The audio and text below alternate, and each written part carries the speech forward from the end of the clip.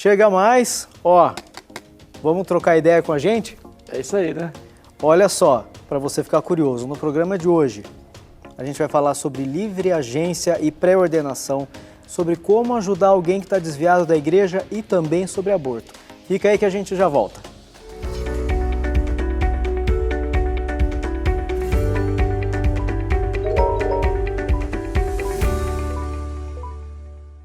Trocando Ideias número 240 no ar, nós temos aqui a ilustre presença e auxílio para responder às suas perguntas do reverendo Hernandes Dias Lopes. Muito obrigado, Tiago.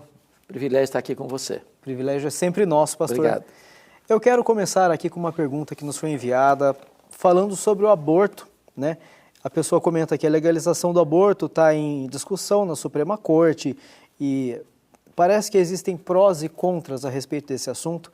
Eu tenho visto, pastor, especialmente bandeiras sendo levantadas nos Estados Unidos, na Argentina, ocasionalmente aqui no Brasil também, pedindo a legalização do aborto. E a pergunta é, o que a Bíblia diz sobre esse tema? Obrigado, Tiago, pela importante pergunta. A primeira questão que tem que se perguntar é o seguinte: quando é que começa a vida? E a ciência mostra isso, e a Bíblia também, que a vida começa na concepção. A ideia de que se pode sacrificar um ser humano, não importa com que idade, se na primeira semana, na sexta semana ou no final da gestação, é um crime bárbaro. Crime bárbaro porque é matar o indefeso. É fazer do ventre materno, que é o mais aconchegante reduto da vida, num patíbulo de tortura. É sacrificar um ser humano que já sente, o coração já bate, mas não pode se defender. É matar o fruto do ventre. E com um requinte de crueldade, porque às vezes é por envenenamento, às vezes por esquartejamento. Então, a Bíblia lida com a questão da vida desde a realidade intrauterina. Por exemplo, Deus chamou o profeta Jeremias desde o ventre.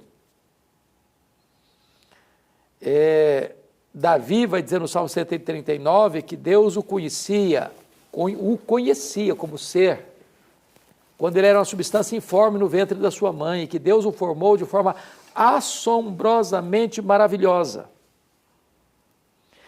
Então, aprovar a legalização do aborto é um desatino, é um crime medonho, é um desrespeito à vida.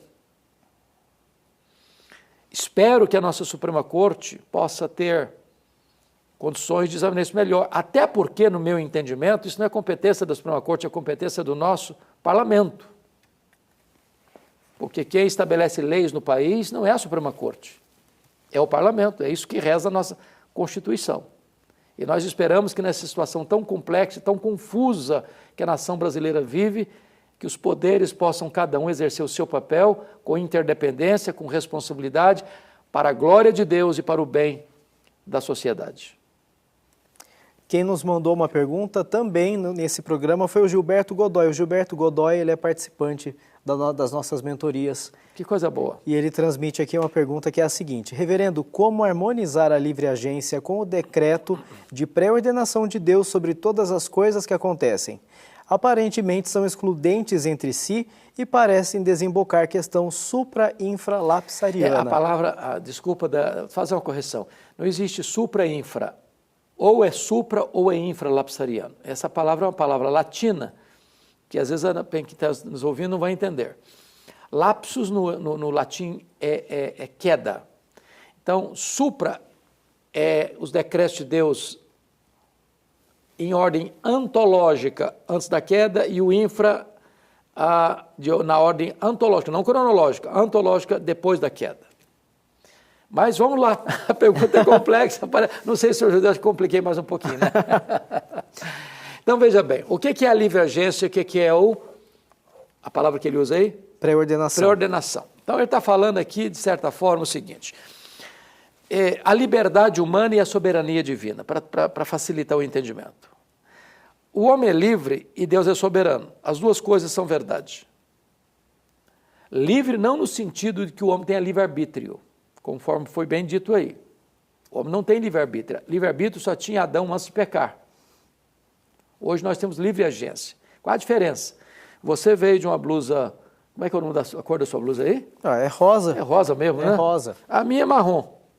Você pode escolher uma cor e eu escolhi outra. Isso é livre agência. Você veio de tênis, eu vim de sapato. Isso é livre agência. O que é livre-arbítrio? É o poder de escolher o bem e fazê-lo plenamente. Por exemplo, se você e eu hoje tomássemos a seguinte decisão, a partir de hoje eu não peco mais, você e eu levaríamos a cabo essa decisão? Não. Não. Não. Não. Então eu não sou livre.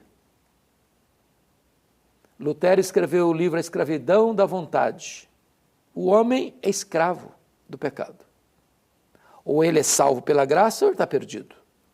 Então, a ideia básica é a seguinte: Deus é soberano e o homem é responsável.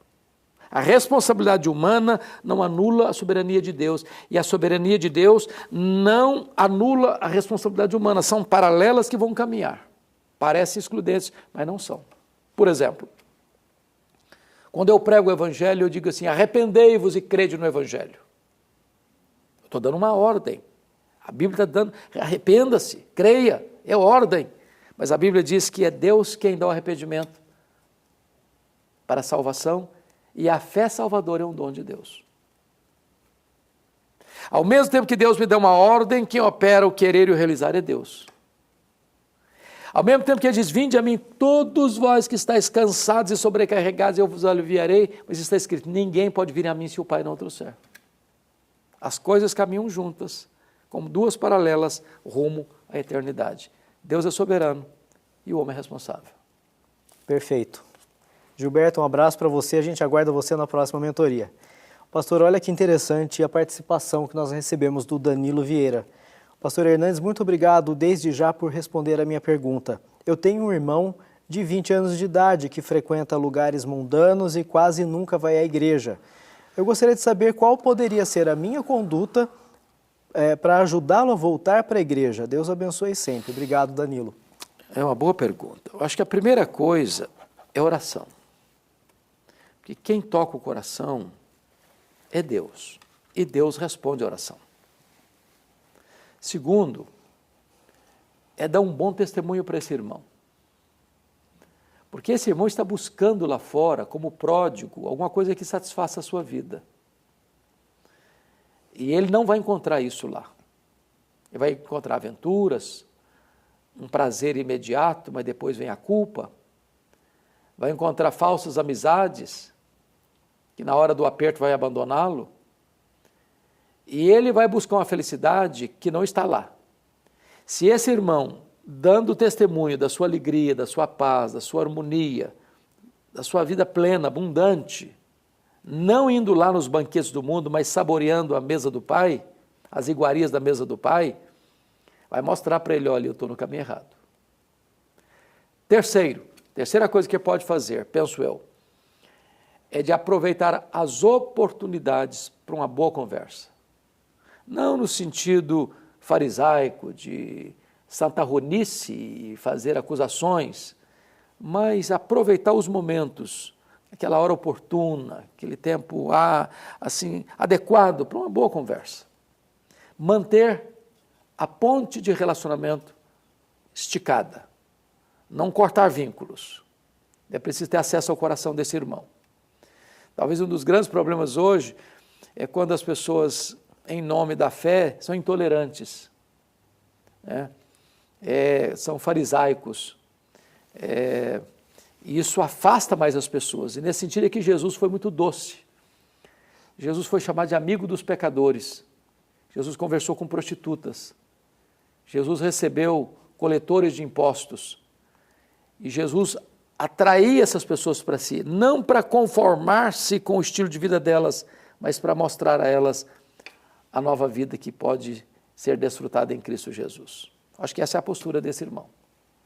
Pois bem, pastor, pensando então nesse tema, né, da igreja e da juventude, eu estou pensando aqui, né, a respeito da Igreja Presbiteriana de Pinheiros. Eu gostaria que o senhor falasse um pouquinho a respeito das atividades para várias faixas etárias, inclusive para os jovens. A Igreja Presbiteriana de Pinheiros é uma igreja acolhedora e ela tem atividades muito, muito intensas e bonitas para crianças.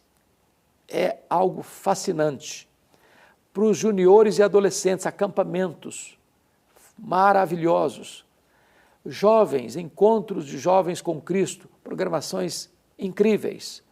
Casais com Cristo, encontros excepcionais, encontros com a terceira idade.